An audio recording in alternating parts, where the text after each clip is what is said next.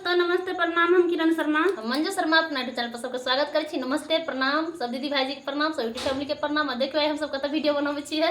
Light नहीं छै त लगा हम सब दोसर जगह वीडियो बना रहल छी। लाइट हमरा सबके कटल छै, भोर से लाइट नहीं आबि रहल छै, एहि दुआरे घर छोड़ के बाहर वीडियो बनबै छी हम सब। अहाँ सब जरूर कमेंट में बताएब के जगह पर नीक लगे छै या नहीं लगे छै। अहाँ सब जरूर बहुत प्यारा कोहबर गीत गाबऽ जा रहल छी। अहाँ सब जरूर कमेंट करके बताएब गीत केहन लागल सेहो लिखब कमेंट बॉक्स में।